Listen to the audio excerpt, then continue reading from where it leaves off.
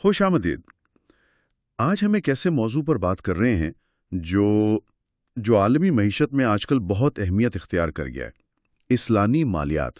جی بالکل. اور ہمارے پاس ہیرے سرفان کی کتاب ہیونز بینکرز سے کچھ اہم حصے ہیں جو اس پیچیدہ دنیا کے آپ کہہ لیں ایک اندرونی تصویر دکھاتے ہیں. یہ کتاب صرف تھیوری کی بات نہیں کرتی، اس میں مصنف کے اپنے تجربات ہیں، تاریخی پس منظر ہے، آج کل کے جو طریقے ہیں وہ ہیں، اور وہ گرما گرم بحثیں بھی شامل ہیں جو اس فیلڈ میں چل رہی ہیں. تو آج ہمارا مقصد ہے کہ ان ذرائع کی روشنی میں اسلامی مالیات کے بنیادی ستون کیا ہیں، اس کا سفر کیسا رہا اور اسے کیا مشکلات درپیش ہیں، ان کو سمجھیں. بالکل. اور یہ سمجھنا بہت ضروری ہے کہ یہ صرف کوئی علاقائی چیز نہیں ہے، یہ اب اربوں بلکہ کھربوں ڈالر کی ایک عالمی صنعت بن چکی ہے. کھربوں ڈالر کی. جی. اور اس کی خاص بات یہ ہے کہ یہ ایمان، اخلاقیات اور جو جدید تیز رفتار عالمی مالیات ہے نا، اس کے بیچ میں کہیں ایک پل بنانے کی کوشش کر رہی ہے. اسی لیے یہ معاشی طور پر بھی اور ثقافتی طور پر بھی کافی دلچسپ اور اہم ہے. تو آئیے بالکل بنیاد سے شروع کرتے ہیں. جب ہم کہتے ہیں اسلامی مالیات تو اس کا اصل مطلب کیا ہے؟ سب سے مرکزی نقطہ تو لگتا ہے ربا ہے، یعنی سود یا بیاج، اس کی ممانعت. جی. کتاب میں پیغمبر اسلام صلی اللہ کے آخری خطبے کا بھی حوالہ ہے، جو ایک طرح سے انسانی حقوق کا چارٹر بھی ہے، جس میں انہوں نے کہا کہ تمام سود کے لین دین ختم. بالکل. یہ اصول اتنا بنیادی کیوں ہیں؟ دیکھیں، ربا کی ممانعت واقعی اسلامی مالیات کا آپ کہہ لیں سنگ بنیاد ہے. اس کے ساتھ ایک اور اہم اصول ہے غرر کا. غرر. جی، غرر یعنی غیر ضروری، غیر یقینی صورتحال یا ضرورت سے زیادہ خطرہ مول لینا. اچھا. ان دونوں ممانعتوں کا مقصد اصل میں معاشی لین دین میں انصاف اور شفافیت لانا ہے. اور دلچسپ بات یہ ہے، جیسا آپ نے کہا، یہ صرف اسلام میں نہیں ہے. پرانے معاشروں میں بھی قرض کا بوجھ اکثر سماجی بگاڑ کا باعث بنتا تھا. کتاب میں بائبل کا حوالہ بھی ہے، نہمیہ کا جبلی قانون، کہ ہر 7 سال بعد قرض معاف، تاکہ لوگ قرض کے جال میں نہ پھنسیں. یعنی یہ ایک پرانا اخلاقی اصول ہے. جی، جسے اسلام نے مرکزی حیثیت دی ہے. یہ روایتی مالیات سے تو کافی مختلف ہوا، جہاں پیسے کو ہی ایک شے، ایک کموڈٹی سمجھا جاتا ہے. آپ پیسے سے پیسہ بناتے ہیں. بالکل. اسلامی نقطہ نظر، جیسا کتاب میں امام غزالی کے حوالے سے بتایا گیا ہے، وہ تو بالکل الگ ہے. جی، امام غزالی جیسے جو پرانے مفکرین تھے، انہوں نے واضح کیا کہ پیسہ بذات خود کوئی قدر نہیں رکھتا. یہ صرف تبادلے کا ایک ذریعہ ہے، میڈیم آف ایکسچینج، اور قدر کا پیمانہ ہے. ٹھیک. اسے جمع کرنا یا اسے براہ راست مزید پیسہ کمانا یعنی سود لینا، یہ اس کے اصل مقصد کے خلاف ہے. اصل معاشی ترقی تو چیزوں اور خدمات کی پیداوار اور تجارت سے ہوتی ہے، صرف پیسے کے لین دین سے نہیں. یہ ایک بنیادی فرق ہے. اور جب شریعہ کی بات ہوتی ہے تو یہ صرف چند قوانین کا مجموعہ نہیں ہے. کتاب اس پر بھی زور دیتی ہے. بالکل نہیں. شریعہ کو اکثر صرف سزاؤں یا پابندیوں سے جوڑ دیا جاتا ہے، جو کہ غلط فہمی ہے. معاشی معاملات میں شریعہ کا مطلب ہے انصاف، شفافیت، باہمی رضامندی اور معاشرتی بھلائی. یہ وسیع تر اخلاقی اصول ہیں. اچھا. یہ ایک پورا فریم ورک ہے کہ معاشی سرگرمیاں ان اقدار کے مطابق کیسے ہونی چاہیے. ٹھیک ہے، تو یہ بنیادی اصول تو سمجھ آ گئے. جی. اب سوال یہ ہے کہ آج کی جدید دنیا میں ان پر عمل کیسے ہو رہا ہے؟ یہ جو جدید اسلامی بینکنگ ہے، یہ شروع کیسے ہوئی؟ کتاب میں مصر کے متغمر سیونگز بینک کا ذکر ہے 1963 کا. جی، متغر پروجیکٹ واقعی ایک اہم سنگ میل تھا. یہ چھوٹے کسانوں اور تاجروں کے لیے تھا، اور یہ پوری طرح منافع اور نقصان میں شراکت یعنی مشارکہ اور مضاربہ ان اصولوں پر چلتا تھا، بغیر سود کے. اچھا. اگرچہ یہ منصوبہ پھر سیاسی وجوہات کی بنا پر زیادہ چلا نہیں، لیکن اس نے یہ دکھا دیا کہ ہاں، بغیر سود کے بینکنگ ممکن ہے. لیکن اس کی جڑیں تو شاید تاریخ میں اور بھی گہری ہیں. آپ نے پہلے کلاسیکی علماء کا ذکر کیا تھا. جی ہاں، بالکل. مثال کے طور پر امام ابو حنیفہ، جن کا فقہ میں بہت بڑا مقام ہے، وہ خود ایک کامیاب تاجر تھے. ان کی فقہ میں عملیت پسندی، عقلی استدلال جسے رائے کہتے ہیں، اور انصاف پر بہت زور ملتا ہے، جو تجارت کے لیے بہت اہم چیزیں ہیں. صحیح. اور اس کے علاوہ اسلامی تہذیب کے عروج میں تجارت کے لیے بہت جدید نظام تھے، جیسے سفتجا تھا، ایک طرح کا کریڈٹ نوٹ سفر کے لیے، اچھا، سک جس سے آج کا لفظ چیک نکلا ہے، اور حوالہ رقم کے منتقلی کا نظام۔ ان طریقوں نے صدیوں تک بین الاقوامی تجارت کو آسان بنایا۔ زبردست۔ یہ نظام اعتماد اور ساکھ پر چلتے تھے۔ ہاں، عثمانی دور میں پھر وقت کے ساتھ زیادہ عملیت پسندی آ گئی اور یورپی بینکنگ ماڈلز کا اثر بڑھ گیا۔ کتاب میں جدید دور میں پوری معیشت کو اسلامی بنانے کی کوششوں کا بھی ذکر ہے، جیسے 1980 کی دہائی میں پاکستان میں جنرل ضیاء الحق کے دور میں۔ اس تجربے سے کیا سبق ملا؟ پاکستان کا تجربہ یہ دکھاتا ہے کہ نظریے کو عملی جامہ پہنانا کتنا مشکل ہو سکتا ہے۔ ایک طرف تو بڑے پیمانے پر بلا سود کاؤنٹرز کھولے گئے، لیکن دوسری طرف جب بینک کھاتوں پر لازمی زکوٰۃ کا قانون آیا تو اس کے کچھ غیر متوقع نتائج نکلے۔ جیسے لوگوں نے، خاص طور پر شیعہ کمیونٹی نے اس پر اعتراض کیا، کچھ نے اپنی رقمیں بینکوں سے نکال لی، اس سے نظام پر دباؤ پڑا۔ تو یہ ظاہر کرتا ہے کہ پورے نظام کو بدلنے کے لیے صرف قانون بنانا کافی نہیں ہوتا، اس کے سماجی اور معاشی اثرات کو بھی دیکھنا پڑتا ہے۔ صحیح۔ تو یہ تو ہو گئی نظریاتی اور تاریخی باتیں، لیکن جب کوئی عام آدمی یا کوئی بڑا ادارہ اسلامی بینکنگ استعمال کرنا چاہتا ہے تو وہ کون سے آلات یا پروڈکٹس ہیں جن سے واسطہ پڑتا ہے؟ سکوک کا نام بہت سننے میں آتا ہے، اکثر لوگ انہیں اسلامی بانڈز کہہ دیتے ہیں۔ کیا یہ واقعی بانڈز ہیں؟ یہ ایک بہت عام غلط فہمی ہے۔ سکوک بنیادی طور پر بانڈ سے مختلف ہیں۔ بانڈ تو قرض کی نمائندگی کرتا ہے۔ ٹھیک۔ سکوک کسی اثاثے یعنی ایسٹ یا کسی منصوبے میں ملکیت کے حصے کی نمائندگی کرتے ہیں۔ سرمایہ کار اس اثاثے سے جو منافع آتا ہے اس میں شریک ہوتے ہیں۔ کتاب میں ایسٹ بیکڈ اور ایسٹ بیس سکوک کا فرق بھی بتایا گیا ہے۔ اچھا، وہ کیا فرق ہے؟ ایسٹ بیکڈ میں سرمایہ کاروں کا براہ راست اثاثے پر حق ہوتا ہے۔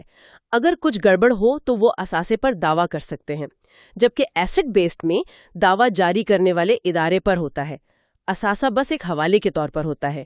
یہ فرق اہم ہے۔ ان کی ساخت کیسے کام کرتی ہے؟ کوئی مثال دے سکتی ہیں؟ ایک عام ساخت ہے اجارہ یعنی لیزنگ۔ فرض کریں ایک کمپنی ہے، اسے پیسے چاہیے، اس کے پاس عمارتیں ہیں، وہ یہ عمارتیں ایک خاص کمپنی ایس پی وی کو بیچ دے گی۔ ایس پی وی پھر سکوک جاری کرے گی، سرمایہ کاروں سے رقم لے گی اور ان پیسوں سے عمارتیں خرید لے گی۔ ٹھیک ہے۔ پھر ایس پی وی وہی عمارتیں واپس اصل کمپنی کو کرائے یعنی لیز پر دے دے گی۔ سرمایہ کاروں کو منافع اس کرائے سے ملے گا۔ کتاب میں مکہ کے جو بلند و بالا کلاک ٹاور ہیں، ان کی تعمیر کے لیے جو صفا ٹاور سکوک جاری ہوئے تھے، ان کا ذکر ہے۔ وہ اجارہ سکوک کی ایک بڑی مثال ہے۔ لیکن ان سکوک پر ایک بڑا تنازع بھی تو کھڑا ہوا تھا، خاص طور پر ان کی واپسی، ریڈیمشن کے معاملے پر۔ جی بالکل، یہ ایک بہت ہی اہم نقطہ ہے۔ 2007 میں عالم اسلام کے ایک بہت معتبر عالم ہے مفتی تقی عثمانی صاحب، انہوں نے ایک بیان دیا جس سے مارکیٹ میں ہلچل مچ گئی۔ انہوں نے کہا کہ اس وقت مارکیٹ میں موجود تقریباً 85% سکوک، خاص طور پر جو مرابحہ یا اجارہ پر مبنی ہے، وہ شریعہ کے مطابق نہیں ہے۔ 85%؟ ان کا بنیادی اعتراض کیا تھا؟ ان کا بنیادی اعتراض یہ تھا کہ ان سکوک میں جو جاری کرنے والا ادارہ ہے یعنی ایشوور، وہ یہ وعدہ کرتا ہے کہ میچورٹی پر سکوک کو اس کی اصل قیمت پار ویلیو پر واپس خریدے گا، چاہے ان اثاثوں کی مارکیٹ ویلیو کم ہی کیوں نہ ہو گئی ہوں۔ اچھا۔ مفتی صاحب کا کہنا تھا کہ یہ تو سرمایہ کار کو نقصان سے بچانے کی ایک قسم کی گارنٹی ہے، اور یہ اسلامی مالیات کا جو بنیادی اصول ہے نا، خطرے میں شراکت، رسک شیئرنگ، اس کے خلاف ہے۔ یعنی یہ اسے قرض جیسا بنا دیتا ہے۔ بالکل، جہاں اصل رقم کی واپسی کی ضمانت ہوتی ہے۔ اس تنقید کے بعد انڈسٹری میں زیادہ معیاری اور حقیقی ایسٹ بیکڈ سکوکس کی طرف جانے کی کوششیں تیز ہوئیں۔ یہ تو ہوئی بڑے مالیاتی سودوں کی بات۔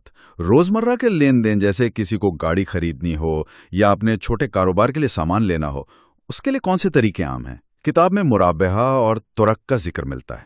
مرابحہ سب سے زیادہ عام طریقہ ہے۔ یہ کاسٹ پلس فنانسنگ کہلاتا ہے۔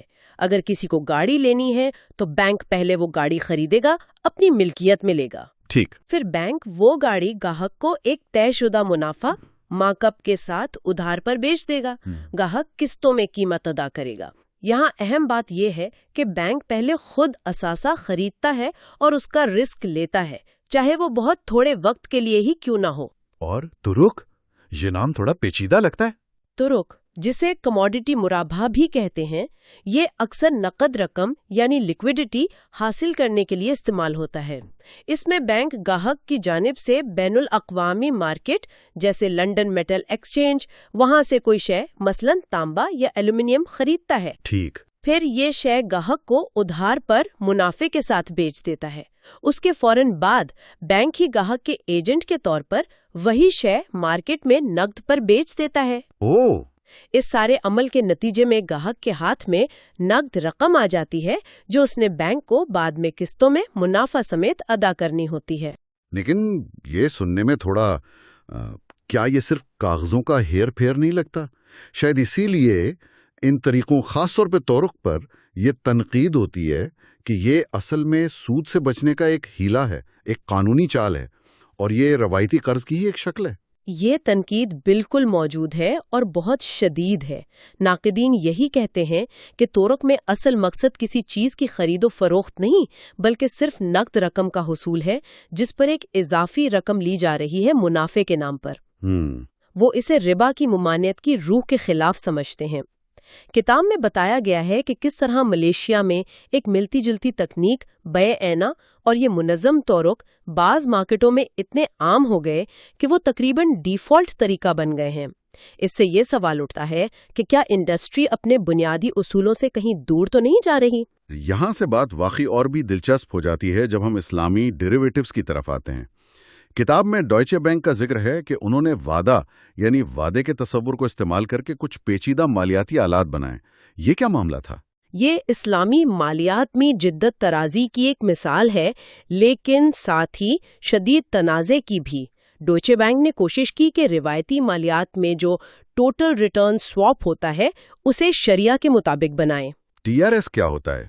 TRS میں دو پارٹیاں، ایک اثاثہ مثلاً اسٹاک انڈیکس کی کل واپسی یعنی منافع اور قیمت میں تبدیلی کو دوسری پارٹی کے ساتھ ایک مقررہ یا متغیر شرح سود کی ادائیگی کے بدلے تبدیل کرتی ہیں۔ اسے شریعہ کے مطابق بنانے کے لیے ڈوائچے بینک نے وعدہ یعنی یک طرفہ وعدے کا استعمال کیا۔ اس کی ساخت کیسے کام کرتی تھی؟ اگر آسان لفظوں میں بتائیں۔ آسان لفظوں میں یوں سمجھیں کہ ایک خصوصی کمپنی SPV کچھ شریعہ کے مطابق اثاثے خریدتی تھی، جیسے مائکروسافٹ کے شیئرز۔ پھر دو الگ الگ یک طرفہ وعدوں کے ذریعے ان شریعہ مطابق اثاثوں سے جو کل واپسی ملتی تھی اسے کسی دوسری چیز کی واپسی سے جوڑ دیا جاتا تھا، جس میں غیر شرعی عناصر بھی ہو سکتے تھے، جیسے شرح سود۔ اس کا مقصد تھا کمپنیوں کو خطرات سے بچاؤ یعنی ہیجنگ، یا سرمایہ کاروں کے لیے خاص منافع بخش مصنوعات اسٹرکچر پروڈکٹس بنانا۔ اور اسی پر وہ شدید رد عمل آیا جسے کتاب میں قیامت کا فتویٰ یا فتویٰ آف ڈوم کہا گیا ہے۔ جی ہاں، یہ اسلامی مالیات کی دنیا کے دو بڑے علماء شیخ یوسف ڈیلورینزو، جو اس وقت ڈوائچے بینک کے شریعہ بورڈ پر نہیں تھے، اور شیخ حسین حامد حسن، جو ڈوائچے کے بورڈ پر تھے، ان کے درمیان ایک انتہائی سخت علمی جنگ تھی۔ شیخ یوسف نے ساخت کو بالکل مسترد کر دیا۔ ان کا موقف تھا کہ یہ صرف ایک قانونی پردہ ہے جس کے پیچھے بنیادی طور پر غیر شرعی لین دین کو جائز بنایا جا رہا ہے۔ انہوں نے کہا کہ یہ اسلامی مالیات کی بنیادوں کو تباہ کر دے گا۔ جبکہ دوسری طرف شیخ حسین اور ڈوائچے بینک کی ٹیم نے اس کا دفاع کیا کہ یہ تکنیکی طور پر شریعہ کے اصولوں کے مطابق ہے اور مارکیٹ کی ضرورتوں کو پورا کرتا ہے۔ یہ بحث دکھاتی ہے کہ اصولوں کی پاسداری اور مالیاتی جدت ترازی کے درمیان کتنا گہرا اور پیچیدہ تناؤ ہے۔ کتاب میں شارٹ سیلنگ کے ایک اسلامی متبادل کا بھی ذکر ہے جو اربون یعنی ڈاؤن پیمنٹ پر مبنی ہے۔ جی، یہ ایک اور مثال ہے کہ کس طرح اسلامی اصولوں کے اندر رہتے ہوئے جدید مالیاتی ضرورتوں کو پورا کرنے کی کوشش کی گئی۔ روایتی شارٹ سیلنگ، جس میں آپ ادھار لیے ہوئے شیئرز بیچتے ہیں اس امید پر کہ قیمت گرے گی تو سستے خرید کر واپس کر دیں گے، ہاں، وہ تو اسلام میں جائز نہیں سمجھی جاتی۔ جی، کیونکہ آپ وہ چیز بیچ رہے ہوتے ہیں جو آپ کی ملکیت میں نہیں۔ شریعہ کیپٹل نامی ایک فرم نے شیخ یوسف ڈیلورینزو کی رہنمائی میں اربون کے کلاسیکی معاہدے کو استعمال کیا۔ اس میں آپ شیئر خریدنے کا حق حاصل کرتے ہیں ایک بیانہ ڈاؤن پیمنٹ دے کر۔ اگر قیمت آپ کی مرضی کے مطابق جاتی ہے تو آپ منافع کماتے ہیں۔ یہ جو ملکیت میں نہیں اسے بیچنا نہیں والے اصول سے بچنے کی کوشش تھی۔ کامیاب رہی ہے کوشش؟ زیادہ پھیل نہیں سکی، خاص طور پر 2008 کے بحران کی وجہ سے مارکیٹ کے حالات بدل گئے۔ کرتے ہیں عالمی بینکوں کا کردار کافی دلچسپ لگتا ہے۔ HSB نے امانہ کے نام سے بڑا اسلامک بینکنگ آپریشن شروع کیا، لیکن پھر اچانک اسے کافی حد تک سمیٹ لیا۔ جی، ڈوئچے بینک، جس کا ہم نے ذکر کیا، بڑے جوش سے آیا، بڑے سودے کیے، لیکن پھر وہ بھی پیچھے ہٹ گیا۔ بالکل۔ یہاں تک کہ گولڈمن سیکس نے بھی سکوک جاری کرنے کی کوشش کی جو کامیاب نہ ہو سکی۔ کتاب میں ان کے لیے عظیم ویمپائر اسکویڈ کا استعارہ بھی استعمال ہوا ہے کہ وہ جہاں موقع دیکھتے ہیں منافع کمانے پہنچ جاتے ہیں۔ ان بڑے عالمی بینکوں کا کردار واقعی دو دھاری تلوار جیسا رہا ہے۔ ایک طرف تو ان کی مہارت، ان کی ٹیکنالوجی، ان کا عالمی نیٹ ورک اور سرمایہ، اس نے اسلامی مالیات، خاص طور پر سکوک اور پیچیدہ مصنوعات کی مارکیٹ کو بنانے اور بڑھانے میں بہت اہم کردار ادا کیا۔ ٹھیک ہے، انہوں نے جدت پیدا کی اور مقامی بینکوں کو بھی مقابلے میں بہتر ہونے پر مجبور کیا، لیکن دوسری طرف جیسا کہ کتاب اشارہ کرتی ہے اور وہ ویمپائر اسکویڈ کا استعارہ ظاہر کرتا ہے، ان کا بنیادی محرک اکثر صرف منافع ہوتا ہے۔ وہ اسلامی مالیات کو اصولوں کی ترویج کے بجائے ایک منافع بخش مارکیٹ سیگمنٹ کے طور پر دیکھتے ہیں۔ جیسے ہی حالات بدلتے ہیں یا ان کی اپنی عالمی حکمت عملی بدلتی ہے، وہ اس شعبے سے نکلنے میں دیر نہیں لگاتے۔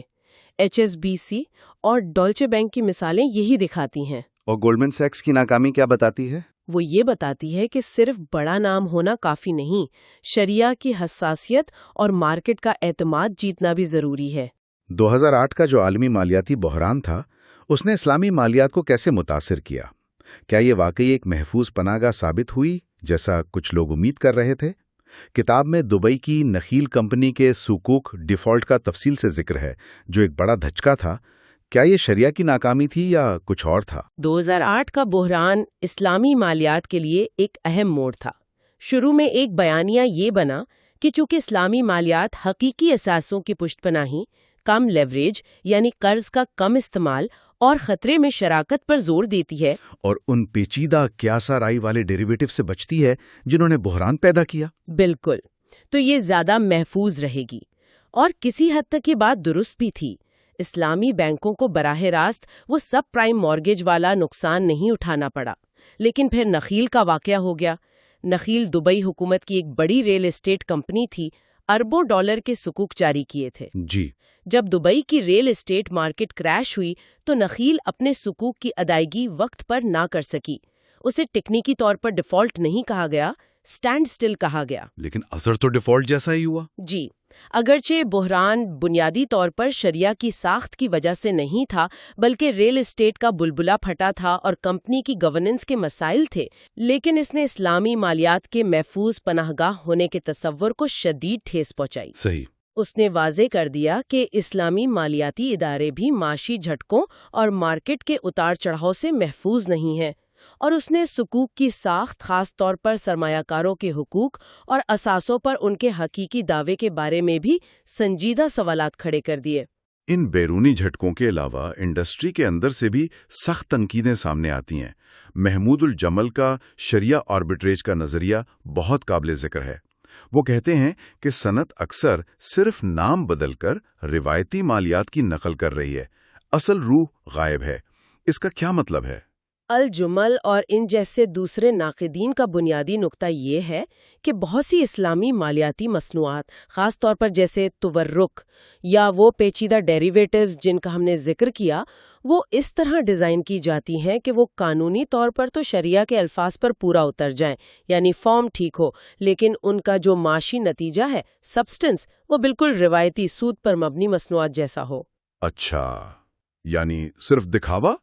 وہ یہی دلیل دیتے ہیں کہ کمپنیاں اور بینک شریعہ کے نام کو استعمال کر کے روایتی مالیاتی نظام کے اندر ہی رہتے ہوئے منافع کما رہے ہیں، بغیر ان بنیادی اصولوں کو اپنائے جن کا مقصد انصاف، خطرے کی حقیقی شراکت اور قیاس آرائی سے بچنا تھا۔ اسی کو وہ شرعہ آربٹراج کہتے ہیں، یعنی شرعہ کے قانونوں میں جو لچک یا ابہام ہے اس سے فائدہ اٹھا کر روایتی مالیات جیسا ہی نتیجہ حاصل کرنا۔ ایک اور زاویہ طارق الدیوانی جیسے مفکرین کا ہے، جو صرف مصنوعات پر نہیں بلکہ پورے جدید بینکنگ نظام پر ہی سوال اٹھاتے ہیں، بشمول فریکشنل ریزرو بینکنگ اور قرض پر مبنی معاشی ترقی کے ماڈل پر۔ جی ہاں، الویوانی اور اس مکتبہ فکر کے لوگ یہ دلیل دیتے ہیں کہ اصل مسئلہ صرف سود نہیں بلکہ جدید بینکنگ کا پورا ڈھانچہ ہے جو فریکشنل ریزرو سسٹم پر مبنی ہے۔ اس نظام میں بینک اپنے پاس موجود ڈپازٹ سے کئی گنا زیادہ قرض جاری کر سکتے ہیں، جس سے وہ ایک طرح سے ہوا میں سے پیسہ بناتے ہیں۔ ان کے نزدیک یہ قرض پر مبنی نظام ہی معاشی عدم استحکام، افراط زر یعنی مہنگائی اور دولت کی غیر منصفانہ تقسیم کی جڑ ہے۔ وہ کہتے ہیں کہ زیادہ تر اسلامی بینک بھی اسی نظام کے تحت کام کر رہے ہیں اور صرف سود کی جگہ منافع کا لیبل لگا دینے سے مسئلہ حل نہیں ہوتا۔ تو وہ کیا چاہتے ہیں؟ وہ ایک ایسے نظام کی طرف واپسی کی بات کرتے ہیں جو حقیقی اثاثوں، حقیقی بچتوں اور حقیقی خطرے اور منافع میں شراکت یعنی مشارکہ اور مضاربہ پر مبنی ہو۔ ان کی تنقید صرف اسلامی مالیات پر نہیں بلکہ عالمی معاشی نظام کے بنیادی ستونوں پر ہے۔ تو اس ساری بحث، تاریخ، پیچیدہ مصنوعات اور تنقیدوں کا کیا نچوڑ نکلتا ہے؟ ہم نے اصولوں سے شروع کیا، تاریخ دیکھی، جدید آلات سمجھے اور پھر حقیقت کی دنیا میں کھلاڑی، بحران اور گہری نظریاتی بحثوں کا جائزہ لیا۔ خلاصہ یہ ہے کہ اسلامی مالیات ایک دوراہے پر کھڑی ہے۔ ایک طرف اس پر اپنے بنیادی مذہبی اور اخلاقی اصولوں پر قائم رہنے کا دباؤ ہے، انصاف، خطرے میں شراکت، حقیقی معیشت سے تعلق، اور دوسری طرف عالمی مالیاتی مارکیٹ کے تقاضے ہیں، مقابلہ بازی، منافع، جدت اور سرمایہ کاروں اور صارفین کی توقعات۔ کتاب یہی سوال اٹھاتی ہے کہ کیا یہ صنعت واقعی ایک ایسا متبادل نظام بنا رہی ہے جو زیادہ منصفانہ، مستحکم اور اخلاقی ہو، یا یہ صرف عالمی مالیاتی نظام کی ایک شاخ بنتی جا رہی ہے جو روایتی مصنوعات پر اسلامی لیبل لگا کر بیچ رہی ہے؟ ہاں، یہ بڑا سوال ہے۔ شاید قطر سینٹرل بینک کا وہ فیصلہ جس میں انہوں نے روایتی بینکوں کو اپنی اسلامی ونڈوز بند کرنے کا کہا، وہ ایک اقدار کی طرف واپس پلٹنے کی ایک کوشش سمجھی جا سکتی ہے۔ اور آخر میں ہم اپنے سامعین کے لیے ایک سوال چھوڑ جاتے ہیں جو براہ راست ان ذرائع اور بحثوں سے ابھرتا ہے۔ کیا واقعی قدیم اخلاقی اصولوں اور مذہبی قانونوں پر مبنی ایک مالیاتی نظام جدید، بے رحم اور انتہائی پیچیدہ عالمی معیشت کو حقیقی معنوں میں بدل سکتا ہے؟ یا پھر مارکیٹ کی طاقتیں، منافع کا دباؤ اور شرعہ آربٹراج جیسی عملیت پسندی لامحالہ اس کی بنیادی روح کو کمزور کر دیں گی؟ یا پھر جیسے مصنف کتاب کے آخر میں ایک امید ظاہر کرتے ہیں، کیا شراکت داری پر مبنی مالیات یعنی مشارکہ اور مضاربہ، جہاں سرمایہ اور محنت مل کر خطرہ مول لیتے ہیں اور منافع بانٹتے ہیں، کیا وہ واقعی غالب قرض پر مبنی ماڈل کا مقابلہ کر سکتی ہے اور ایک حقیقی تبدیلی لانے والا متبادل بن سکتی ہے؟ یہ وہ سوالات ہیں جن پر یقیناً غور و فکر کرنے کی ضرورت ہے۔